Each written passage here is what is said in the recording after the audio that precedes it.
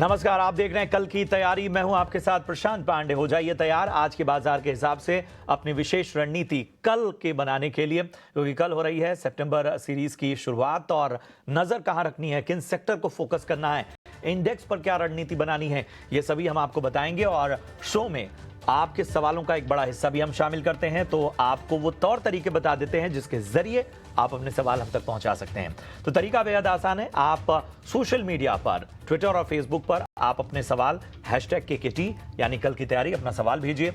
इन सवालों में याद रखिए अपना और अपने शहर का नाम जरूर मेंशन कीजिए, और साथ ही क्या नजरिया है आपका, शॉर्ट टर्म का या लॉन्ग टर्म का, ये बताइए। इसके अलावा यूट्यूब पर भी आप कमेंट करके अपने सवाल भेज सकते हैं, लेकिन यूट्यूब के सवालों को हम एक दिन देरी से शामिल करते हैं, यानी जो सवाल आज आप भेजेंगे वो हम कल के शो में शामिल करेंगे, जबकि पिछले दिनों पूछे गए सवालों का जवाब हमारे एक्सपर्ट आज देंगे। तो उस हिसाब से अपने सवालों के जवाब तैयार रखिए। और इसके साथ ही आपको बता दें कि आपके सवाल में अगर अधूरापन होगा, जो भी पैटर्न मैंने बताया, उसके अलावा अगर आपने अपने सवाल में किसी तरह की कमी रखी, तो हम उन सवालों को शामिल नहीं कर पाते हैं। समय सीमा भी है, तो इसलिए जितने इस आधे घंटे में हम सवालों को शामिल कर सकते हैं उतने ही सवालों को हम लेते हैं।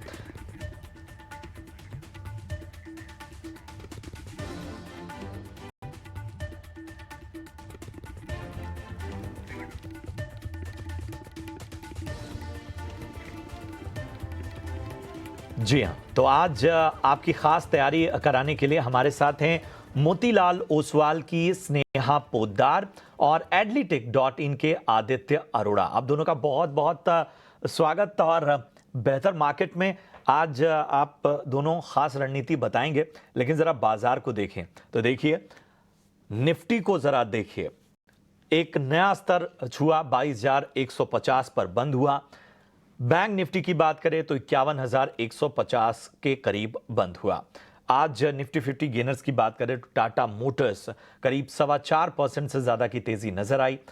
बजाज फिनांस यानी बजाज ट्विंस जो थे, वो आज लगभग एक ही स्तर पर उन्होंने तेजी दिखाई, और 2.5% लगभग ये दोनों चले। वहीं बात करें ब्रिटानिया की, HCL टेक की, तो यहां पर भी 2 से 2.25% तक की तेजी देखने को मिली। ITC और रिलायंस में भी तेजी देखने को मिली। रिलायंस की एजीएम में टॉप 30 कंपनियों में शुमार होने की दुनिया की बात आज कही गई। इन सब के बीच में आज दबाव जो दिखा वो ग्रासिम पर दिखा। लगभग 1.5% की गिरावट तक ग्रासिम में आज देखने को मिली। M&M भी आज लगभग 1.5% टूटा। JSW steel, doctor Reddy's, Kotak bank, ये वो स्टॉक रहे जहां पर आज दबाव देखने को मिला। एडवांस डिक्लाइन रेशियो, थोड़ा स्टॉक स्पेसिफिक एक्शन कम रहा, उसकी ओर इशारा करता हुआ बाजार बंद होने तक 818 शेयर ऐसे थे जो कि आज हरे निशान में कारोबार करते नजर आए, जबकि 1700 से ज्यादा शेयर ऐसे थे जो कि आज लाल निशान में कारोबार करते नजर आए। चलिए अब चर्चा की हम शुरुआत करते हैं। और सबसे पहले आदित्य, मैं आपके पास आना चाहूंगा। सितंबर सीरीज की कल से शुरुआत हो रही है। बाजार शानदार नोट पर बंद हो रहे हैं। लगातार 9वां दिन है जब बाजार से बेहतरी के संकेत मिल रहे हैं, और 25,000 के ऊपर नया स्तर जो है वो निफ्टी बना चुका है। अब बैंक निफ्टी और निफ्टी, इन दोनों को लेकर अब कल के बाजार में क्या रणनीति रखनी चाहिए? लोअर साइड में, अपर साइड में, कल हफ्ते का आखिरी कारोबारी दिन और सितंबर सीरीज की शुरुआत। अभी तक तो कुछ ऐसी बाजार से बात सामने नहीं आई है जो किसी तरह का कंसर्न पैदा करती हो। देखिए, अगर बैंक निफ्टी की बात करें तो एकदम सीमित दायरे में बाजार काम कर रहा है। बैंक निफ्टी में ऊपर की साइड रेंज रही है 51,400 की बैंक निफ्टी फ्यूचर्स में, और नीचे की साइड रेंज रही है 50,800 की। तो जब तक ये रेंज टूटती नहीं है, बाजार एक तरफा मूव नहीं लेगा। आज हमने निफ्टी में बहुत उतार-चढ़ाव देखे, बट बैंक निफ्टी देखे तो सिर्फ 9 अंक ऊपर बंद हुआ है। तो खास कोई मोमेंटम नहीं है। एक अच्छा पैसा कमाने का अपॉर्चुनिटी तभी आएगी जब बाजार एक तरफा डायरेक्शन पकड़ता है। तो बैंक निफ्टी में तो मुझे कोई डायरेक्शन नहीं दिखता। और सेम निफ्टी में भी आज रिलायंस और आईटीसी की वजह से काफ़ी मोमेंटम था। और मुझे लगता है कि शायद ऊपर की साइड अगर ब्रेकआउट कंटिन्यू रहता है, तो यहाँ से भी 100 से 200 पॉइंट की तेज़ी निफ्टी में देखी जा सकती है। तो ओवरऑल मेरा बाज़ार पे नज़रिया भी न्यूट्रल है, क्योंकि आप दोनों इंजन एक साथ फायर नहीं कर रहे, आपके निफ्टी और बैंक निफ्टी के। तो हाल-फिलहाल एक रेंज बाउंड ट्रेड है, तो अभी सिर्फ़ साइडलाइन्स पे रहने की स्ट्रैटेजी रहेगी। ये है नज़रिया ख़ास तौर पे आज नज़र आता हुआ इंडेक्स पर आदित्य जी की तरफ से।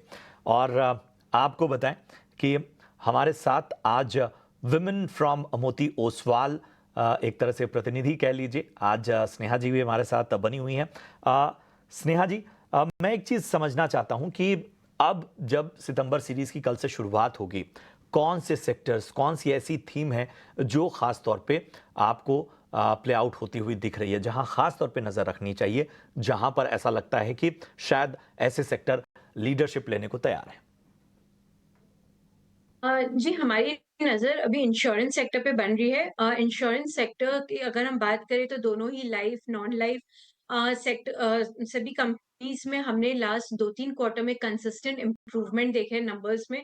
तो वही कहीं अब ये सब स्टॉक्स अभी कुछ खास पार्टिसिपेट भी नहीं किए हैं। आईसीआईसीआई लोम्बार्ड को अगर हम साइड में रख दें, तो हमें ज़्यादा पार्टिसिपेशन देखने को भी नहीं मिला है इस सेक्टर में। But at the same time results में इम्प्रूवमेंट दिखाई दी एंड ओवरऑल ये ट्रेंड और मजबूत होता हुआ दिखाई दे रहा है। जो मंथली नंबर्स एवरी मंथ जो आ रहे हैं, तो वो नंबर्स में कहीं पे भी वीकनेस नहीं है। तो उसको नजर में रखते हुए डेफिनेटली रिस्क रिवॉर्ड यहाँ पे फेवरेबल बनता हुआ नजर आ रहा है। और ऐसा मेरा मानना है कि सितंबर में ये सेक्टर एक अच्छे स्तर पे प्ले आउट होना चाहिए। तो मोतीलाल ओसवाल की वुमेन फ्रॉम मोतीलाल ओसवाल स्नेहा पोद्दार का साफ तौर पर यह मानना है कि इंश्योरेंस एज अ सेक्टर जो है वो एक बड़ी भूमिका आने वाले वक्त में निभा सकता है, और उसको लेकर बुलिश नजरिया साफ तौर पर उनका नजर आता हुआ। चलिए बढ़ते हैं आगे और फटाफट से आपके सवालों को शामिल करते हैं। संदीप है हमारे साथ, एनएचपीसी पे उनका सवाल है, और इन्होंने 102 रुपए पर बाइंग की हुई है, थोड़ा ऊपरी स्तरों पर इनकी खरीदारी है। बताइए आदित्य, क्या करना चाहिए एनएचपीसी में? देखिए, एनएचपीसी में अगर देखें तो थोड़े दिन से काफ़ी गिरावट रही है। स्टॉक 117 से लेके अभी 95 के लेवल पे ट्रेड कर रहा है। तो टेक्निकल वीकनेस है स्टॉक में, तो आप यहाँ पे एग्ज़िट कर सकते हैं, स्टॉप लॉस फ़ॉलो कर सकते हैं। स्टॉप लॉस फ़ॉलो करने के लिए लेवल आपका 93 का रहेगा, क्योंकि कितनी बार स्टॉक ने यहाँ पे 90, 93 के आस-पास सपोर्ट लिया है, तो एक बार वो सपोर्ट भी काम नहीं कर रहा है, तो न यहाँ से थोड़ी-सी गिरावट गहरा सकती है। तो ओवरऑल मैं कहूँगा कि आप एक बार अपना कैपिटल यहाँ पे बचाएँ और एक नीचे के लेवल का इंतज़ार करें। तो यहां पर आपको विशेष रणनीति एनएचपीसी पर मिलती हुई। चलिए आरवीएनएल पर राय लेते हैं। हमारे एक दर्शक है प्रवीण कुमार, उन्होंने 220 के स्तर पे खरीदारी की है, शानदार स्तर पे इन्होंने एंट्री ली हुई है, और फायदा भी उसका साफ तौर पर देखने को मिल रहा है। स्नेहा जी, मैं आपके पास आना चाहूंगा, बताइए आरवीएनएल पे क्या राय होगी? 220 बहुत ही कह सकते हैं कि सेफ स्तर जहां पर इन्होंने एंट्री ली हुई है, और वहां से अच्छा खासा रिवॉर्ड भी हासिल करते हुए। जी, मैं सजेस्ट करूँगी कि वो पार्शियली प्रॉफ़िट बुक कर ले, बिकॉज़ उन्होंने बहुत ही लोअर लेवल पे एक्यूमुलेट किया है, स्टॉक ऑलरेडी डबल हो गया है। बट थोड़ा-सा पार्शियल प्रॉफ़िट बुकिंग करके कैपिटल प्रोटेक्ट कर ले, बाकी फिर वो होल्ड करे, बिकॉज़ लंबे स्तर में डेफ़िनेटली बहुत पोटेंशियल है। हम रिसेंट में भी हमने देखा कि रेलवे सेक्टर में काफ़ी इन्वेस्टमेंट की बातें हो रही हैं, गवर्नमेंट ने कुछ न्यू अनाउंसमेंट्स भी किए हैं। So revenue visibility point of view से डेफिनेटली नेक्स्ट फ्यू इयर्स इनके लिए काफी पॉजिटिव है। और एग्जीक्यूशन फ्रंट में आरबीएनएल ने अच्छे नंबर्स भी मैंने रिजल्ट्स के फॉर्म में दिए हैं। तो कंपनी पे एज सच कोई डाउट नहीं है, वो आगे भी आगे की इनकी फ्यूचर भी काफी ब्राइट है, but at the same time capital protection point of view से थोड़ी प्रॉफिट बुकिंग कर लेनी चाहिए।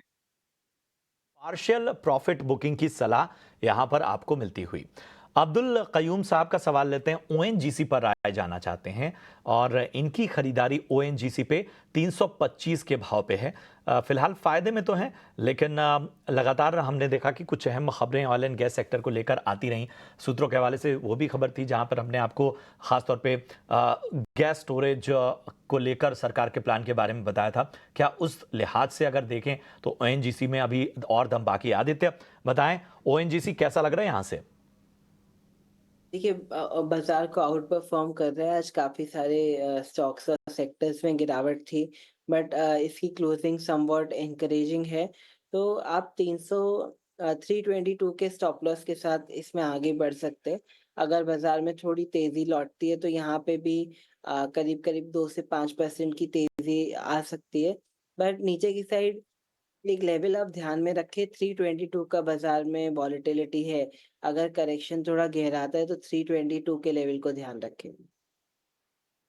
यहां पर आपको खास तौर पे एक अहम रणनीति के तहत आगे बढ़ना होगा। लेवल्स का विशेष रूप से ध्यान रखना होगा।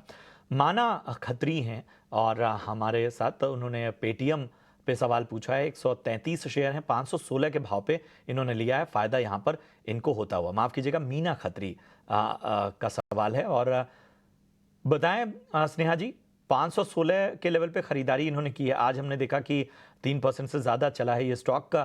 क्या और इंतजार करना चाहिए? अ, जी मेरे ख्याल से थोड़ा इंतज़ार कर लेना चाहिए बिकॉज़ जैसे आज ही उन्हें गवर्नमेंट से अप्रूवल मिल गया इनके पेमेंट सर्विसेज़ के लिए। अब ये आरबीआई को अप्लाई करेंगे। अगर आरबीआई का भी अप्रूवल आ जाता है तो डेफ़िनेटली यहाँ से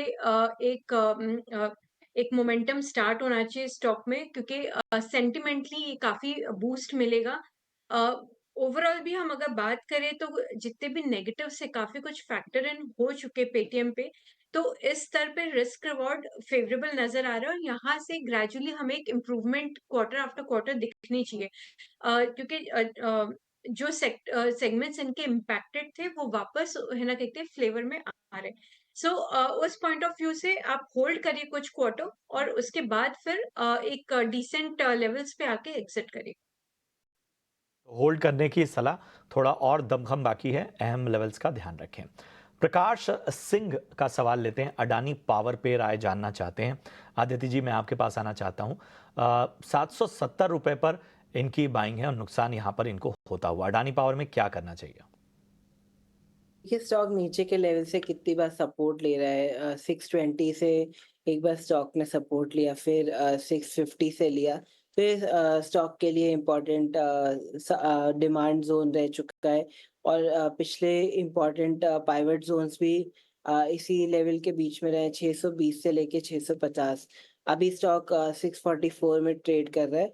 तो डिमांड जोन पे आ चुका है। यहाँ पे थोड़ा-सा वेट कर सकते हैं आप। 610 का स्टॉप लॉस लगा सकते हैं और 610 ट्रिगर हो तो आप एक बार इसमें से एग्ज़िट कर सकते हैं। और ऊपर की साइड वापस स्टॉक उछलने के लेवल्स बनते हैं 700 से लेके 730। तो आप इस तरीके से इसमें आगे बढ़ सकते हैं, लेवल बेस्ड अप्रोच फ़ॉलो कर सकते हैं। लेवल बेस अप्रोच फॉलो कीजिए अहम रणनीति के साथ। विपुल कुमार का सवाल लेते हैं। आईआरसीटीसी पर राय जानना चाहते हैं। 995 995 की इनकी बाइंग है। स्नेहा जी, आईआरसीटीसी पे क्या राय बन रही है? नुकसान यहां पर होता हुआ 995 की बाइंग है इनकी। ओके। जी देखिए, अगर ये लॉन्ग टर्म इन्वेस्टर है तो फिर होल्ड कर सकते हैं, क्योंकि कंपनी के जो वेरियस सेगमेंट्स में है वो सब सेगमेंट्स में ग्रोथ अच्छे हैं। इट्स जस्ट कि स्टॉक काफी चल गया था, उसके बाद अब थोड़ी सी प्रॉफिट बुकिंग हमें देखने को मिल रही है।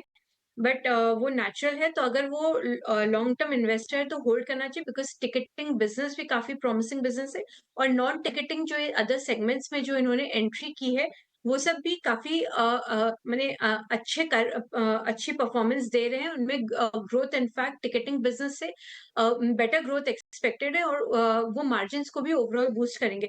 सो बिज़नेस वाइज़ कोई कंसर्न नहीं है।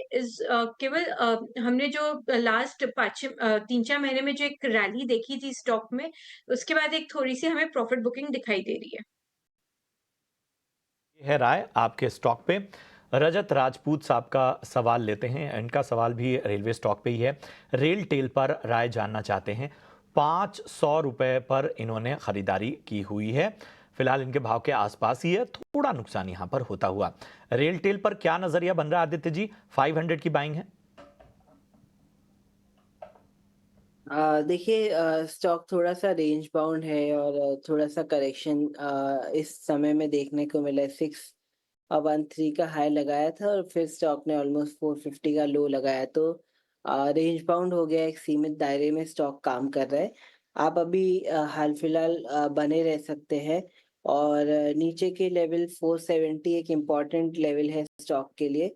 अगर वो ब्रेक होता है तो यहाँ पे थोड़ा सा ट्रेंड नीचे की तरफ मुड़ सकता है, बट हाल फिलहाल स्टॉक एक रेंज में ही काम कर रहा है और 520 के ऊपर स्टॉक में वापस तेजी पकड़ी जा सकती है, तो वहाँ पे एक नज़रिया पॉजिटिव बन सकेगा। तो यहाँ पे आप एक लेवल बेस्ड अप्रोच फॉलो करें। ठीक है, तो ये है रणनीति आपके इस स्टॉक पे। जावेद खान का सवाल लेते हैं, एनबीसीसी पर राय जानना चाहते हैं। 100 शेयर हैं इनके पास और 186 की इनकी बाइंग है और फिलहाल इनके भाव से ऊपर है। कल भी हमने अच्छी तेजी देखी थी। क्या और ज़्यादा बेहतर संकेत आने वाले वक्त में नजर आ सकते हैं? स्नेहा जी बताइए, जावेद जी को क्या राय होगी एनबीसीसी पे? देखिए एनबीसीसी जो स्पेस में है तो बेसिकली जो गवर्नमेंट की जो इंफ्रास्ट्रक्चर डेवलपमेंट पे जो फोकस है, सो उससे एनबीसीसी बेनिफिट करेगा। तो उस एंगल से डेफिनेटली स्टॉक को होल्ड करना चाहिए। और कंपनी अभी हाल फिलहाल में बोनस भी अनाउंस की है, तो डेफिनेटली स्टॉक थोड़ा मोमेंटम में बना रहेगा।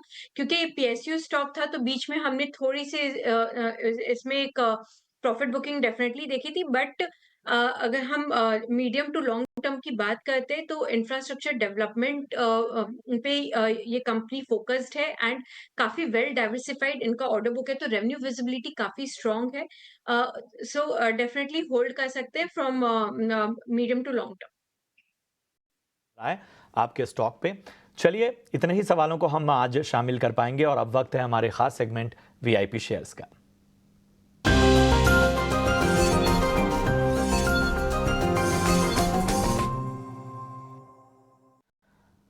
तो सबसे पहले आदित्य, मैं आपके पास आना चाहता हूं वीआईपी पिक के तौर पर। आज आपकी पसंद क्या है? देखिए, वोलेटाइल मार्केट में जहाँ पे आज भी हमने देखा बाजार ऑलमोस्ट 100 पॉइंट प्लस माइनस एक डायरेक्शन नहीं है बाजार का। उसमें एक स्टेबल स्टॉक मैंने चुना है जो एक लो बीटा काउंटर है और कंसिस्टेंट कंपाउंडर रहा है। आईटीसी स्टॉक का नाम है। इसको बाय कर सकते हैं 505 में। 495 रहेगा स्टॉप लॉस और 524 से लेके 535 रहेगा target. FMCG I think sector काफ़ी अच्छा परफॉर्म किया। अगर आप कुछ लास्ट हफ्तों का परफॉर्मेंस देखेंगे तो एक रिलेटिव आउट परफॉर्मेंस है और ऐसे वोलेटाइल मार्केट में आईटीसी एक अच्छा कैंडिडेट है। आईटीसी 524 535 तक के लक्ष्यों के लिए खरीदारी की सलाह इस वक्त मिलती हुई। 495 का स्टॉप लॉस आपको रखना है आदित्य जी की तरफ से। स्नेहा जी, आपकी पसंद क्या है? हाँ जी, मेरी पहली पसंद है एचडीएफसी लाइफ। सो एचडीएफसी लाइफ काफ़ी कुछ बेनिफिट करेगी इमर्जिंग मार्केट ट्रेंड से। So over last few months हमने देखा है कि डिमांड काफ़ी कुछ रिकवर हो गया है और इसी चेंजिंग डिमांड एनवायरनमेंट से एचडीएफसी लाइफ जो कि one of the best position company है, सो वो बेनिफिट करेगी। सो हम यहाँ पे double digit kind of growth expect करें। मोरओवर एचडीएफसी बैंक की जो वाइड कवरेज है in tier 3 tier 4 cities rural areas, so HDFC life उसे कैपिटलाइज करके अपने वॉल्यूम ग्रोथ को फर्दर इंक्रीज करेगी। सो अभी तक उनका रूरल प्रेजेंस एज सच नहीं था, बट अब कंपनी स्ट्रेटेजिकली अपने आप को वेल डाइवर्सिफाई कर रही है ज्योग्राफिकली। सो ये सब एक्सपेंशन प्लान्स को अगर हम ध्यान रखें तो डेफिनेटली अर्निंग्स ग्रोथ हम डबल डिजिट 20% के आसपास कुछ एक्सपेक्ट कर सकते हो वो नेक्स्ट 2 years। तो इसमें हमारा लक्ष्य बन रहा है 700 का। मेरी दूसरी पिक है परसिस्टेंट सिस्टम। सो परसिस्टेंट सिस्टम्स ने अच्छे नंबर्स दिए कंसिस्टेंटली ओवर लास्ट 2-3 क्वार्टर्स और उन्होंने गाइडेंस भी अच्छा दिया और मोरओवर मैनेजमेंट आउटलुक भी अब हमें कहीं न कहीं थोड़ा पॉजिटिव की तरफ चेंज होता हुआ नज़र आ रहा है across the IT industry. Plus company AI spending पे सो बेसिकली इंडस्ट्री में एआई स्पेंडिंग पे फोकस काफी इंक्रीज हो रहा है और persistent is one of the beneficiaries of हम बोल सकते हैं एआई जनरेटिव स्पेंडिंग की, बिकॉज उन्होंने अपने इस प्लेटफॉर्म को बिल्ड करने में काफी कुछ इन्वेस्टमेंट किया है। सो परसिस्टेंट सिस्टम लॉन्ग टर्म के पॉइंट ऑफ व्यू से हम होल्ड कर सकते हैं, और ये सब न्यू जो इमर्जिंग सेक्टर्स है that will further add to उनके मार्जिन एक्सपेंशंस को। तो इसमें हमारा टारगेट प्राइस बन रहा है 5700 का। ठीक है, तो ये वो स्टॉक हैं जो पसंद आ रहे हैं। स्नेहा जी को बहुत बहुत शुक्रिया करेंगे। आप दोनों का जाने से पहले एक एक डिस्क्लोजर देते जाएं। स्नेहा जी, सबसे पहले अपना। जी, मैंने जो भी आज स्टॉक्स के बारे में बात की उनमें किसी भी मेरी होल्डिंग नहीं है। आदित्य जी, अपना डिस्क्लोजर दें। जी, जो भी स्टॉक्स के बारे में हमने बात करी, मेरी कोई पोजीशन नहीं है। चलिए, बहुत बहुत शुक्रिया आदित्य जी, स्नेहा जी, आप दोनों का हमसे जुड़ने के लिए और हमारे निवेशकों का मार्गदर्शन करने के लिए। बहरहाल कल की तैयारी में आज के लिए इतना ही। दीजिए इजाजत। आप देखते रहिए ईटी नाउ स्वदेश। नमस्कार।